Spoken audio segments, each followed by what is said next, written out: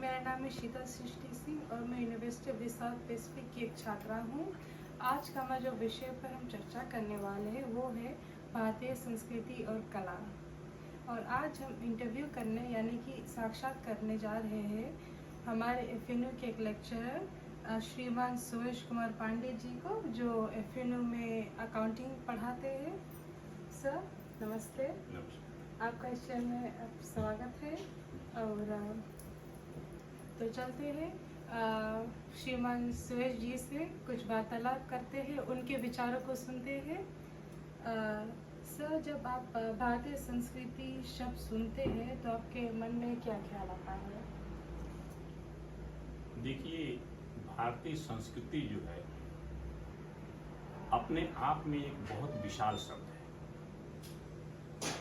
और इसको समझने के लिए व्यक्ति को बहुत गहराई में जाना पड़ेगा, क्योंकि भारतीय संस्कृति हमारे भारतीय धार्मिक धरोहर की एक मुख्य भूमिका निभाती है।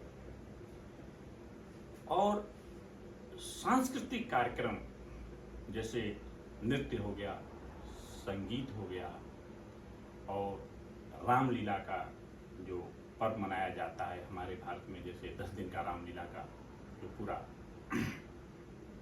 एक एपिसोड करके 10 दिन में उसको कंप्लीट किया जाता है, वैसे ही कृष्ण जन्माष्टमी में नन्हे मुन्ने बालक जो है रोल प्ले करते हैं। तो हर त्योहार पे जितने भी जो हमारे कार्यक्रम मनाए जाते हैं वो सब भारतीय संस्कृति से जुड़ा हुआ है। और आज के ज़माने में भारतीय संस्कृति को बचा के रखना ये हमारे गार्जियन का, हमारे पेरेंट्स की इसमें बहुत बड़ी भूमिका होनी चाहिए, क्योंकि तभी हमारी भारतीय संस्कृति सदैव बरकरार रहेगी। बहुत सुंदर बात कही आपने सर जी। और आपके अनुसार भारतीय संस्कृति में कौन कौन सी वो बातें हैं या परंपराएं हैं जो सबसे ज़्यादा महत्वपूर्ण है? देखिए, भारतीय संस्कृति में जिसे मैंने आपसे पहले भी बताया कि आचरण, व्यक्ति का विचार, एक दूसरे के संपर्क, और सबसे बड़ी बात है कि भारतीय संस्कृति में धार्मिक धरोहर को बरकरार रखना बहुत ही जरूरी है। जैसे आप जब, मैं वैसे भारत से हूँ, तो भारत में आपने देखा होगा कि अभी भगवान श्री रामचंद्र जी का मंदिर का पिछले साल उद्घाटन हुआ। तो आपने देखा कि किस प्रकार से परंपरागत तौर तरीके से रामलला का भव्य मंदिर का उद्घाटन हुआ, जिसमें मंत्रोच्चारण के द्वारा कम से कम 10 पंडित एक तरफ, 10 पंडित दूसरे तरफ बैठ करके मंत्रोच्चारण करते रहे और भारत के यशस्वी प्रधानमंत्री श्री नरेंद्र मोदी के द्वारा उस मंदिर का उद्घाटन किया गया। इससे ये हमें पता लगता है कि हमारी सांस्कृतिक धरोहर बरकरार है और आगे आने वाली जनरेशन के लिए एक ये बहुत बड़ी मिसाल है। अच्छी बात सर। क्या आपके बचपन की कोई सांस्कृतिक या धार्मिक याद है जो आज भी यादगार है? ये देखिए, बचपन की तो बहुत सारी धार्मिक और सांस्कृतिक गतिविधियां हमें याद हैं, लेकिन हमें एक गतिविधि याद है कि हमारे गांव से 1 किलोमीटर पे एक तिलाड़ी ग्राम सभा है, वहाँ पे रामलीला का जो प्रोग्राम होता था और जिसमें राम जन्म से लेकर किस प्रकार भगवान श्री रामचंद्र जी गुरुकुल में जाते हैं, वहाँ कैसे शिक्षा ग्रहण करते हैं, किस प्रकार से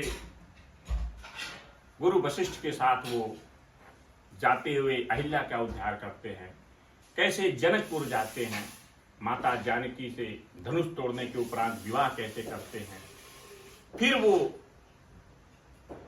अपने अयोध्या में आते हैं और माता कैकेयी के वचन को पालन करने के लिए, यानी माता कैकेयी ने जब दशरथ से ये वचन ले लिया कि मैं रामचंद्र जी को वनवास और भरत को राजगद्दी पे देखना चाहती हूं, तो ये वचन जैसे ही दशरथ जी ने श्री रामचंद्र जी से कहा, तो श्री रामचंद्र जी ने अपने पिता के वचन को पालन करने के लिए किस प्रकार से वो 14 वर्ष का वनवास काटते हैं और लंका के राजा रावण का संहार करते हैं, और उसके बाद अयोध्या नगरी वापस आते हैं, उनका राज्याभिषेक होता है।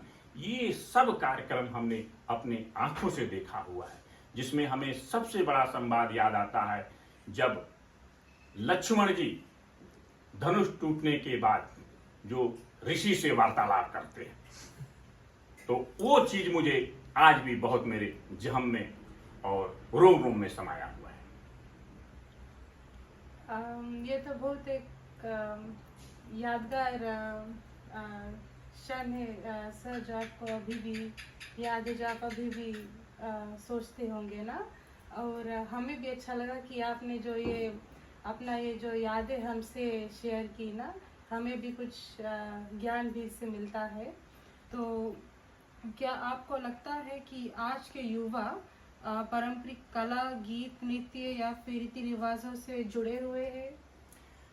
देखिए, जहां तक फिजी देश का सवाल है, यहाँ पे सबसे बड़ी खासियत ये है कि यहाँ शहरों से लेके गांव-गांव में मंडलियां व्याप्त हैं। तो जैसे यहाँ पे आप जानते हैं कि हर मंगलवार को या हर शनिवार को जो है रामायण इत्यादि का पाठ होता है।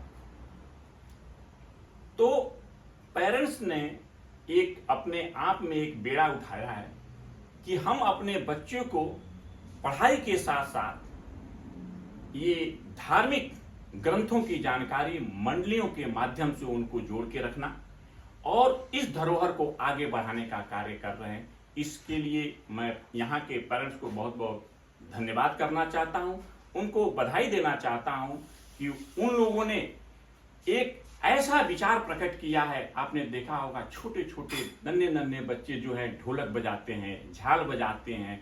एक तो मुझे बहुत ताजुब लगा कि मैं 10 साल के बच्चे को देखा, वो बहुत फाइन तरीके से हारमोनियम बजा रहा था और इतना अच्छा संगीत का वाद्य यंत्र बजाते हैं। तो मैं समझता हूँ हाँ, थोड़ा बहुत कमी हो रही है, जैसे कि हमारा जो ये मोबाइल का तंत्र है और जो है इंटरनेट माध्यम फेसबुक है, लेकिन मैं समझता हूँ कि ये एक अपनी जगह है, लेकिन जो है हमारी सांस्कृतिक धरोहर बरकरार है और आने वाले दिनों में भी सदैव बरकरार रहेगी।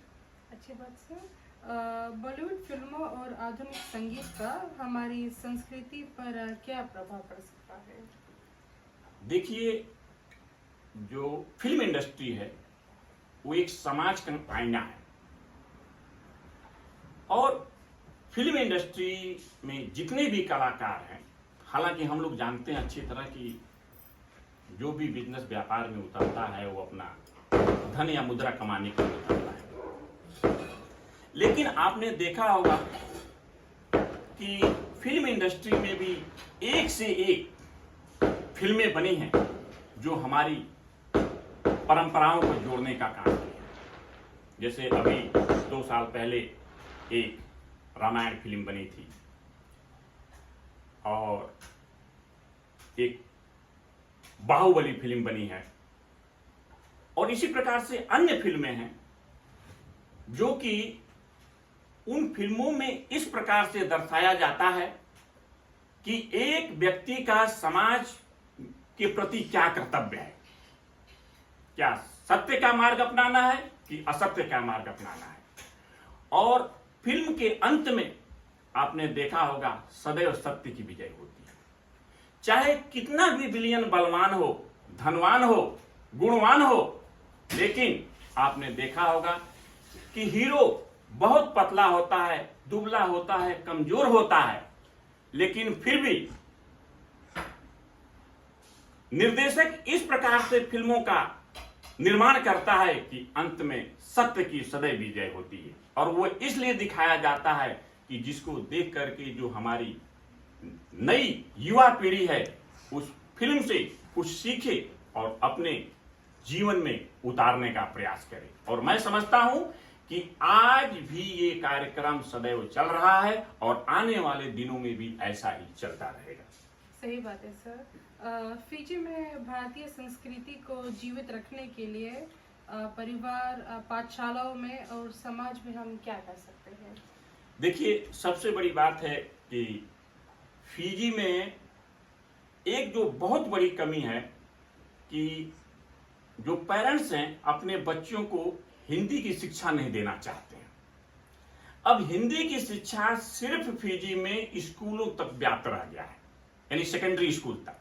और उसमें आप जाके अगर इनरोलमेंट का नंबर देखेंगे तो किसी स्कूल में 1 स्टूडेंट है, किसी में 4 है और मैक्सिमम 5 या 6 होगा किसी बहुत बड़े स्कूल की मैं बात बता रहा हूं। यदि आपको अपनी सांस्कृतिक धरोहर, धार्मिक गतिविधियों को जीवित रखना है तो आपको अपने बच्चों को हिंदी पढ़ने के लिए प्रेरित करना है। जब बच्चे हिंदी पढ़ेंगे तो आप जानते हैं कि संस्कृत तो सिर्फ भारत में पढ़ा जाता है, यहां पे संस्कृत तो नहीं पढ़ाया जाता है, लेकिन मैं समझ रहा हूं हिंदी में हमारा तुलसीकृत रामायण है, गीता पाठ है और भी शास्त्र हैं जिनको बहुत से कवियों ने अनुवाद करके सरल हिंदी में व्याख्यान किया है। जब बच्चे हमारे हिंदी पढ़ेंगे, समझेंगे, तो जब उसको समझेंगे तो जरूर मनन करेंगे, उसको अपने जीवन में पालन करेंगे। बहुत सुंदर बात कहा आपने सर जी, और मैं भी आपसे सहमत हूँ कि जो पेरेंट्स हैं उनको अपने बच्चों को हिंदी की शिक्षा देनी चाहिए। इवन जो स्कूल में भी पढ़ी हूँ वहाँ पर भी मैं खुद एक हिंदी स्टूडेंट थी और हम सिर्फ 2 ही स्टूडेंट थे जो हिंदी करना चाहते थे।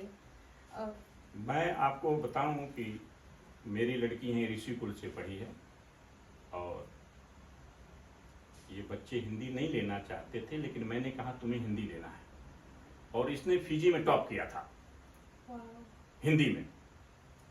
मैं जानता हूं कि फिजी में हिंदी की मान्यता कहां तक है, एक टीवी या फिर रेडियो अनाउंसर तक सीमित है।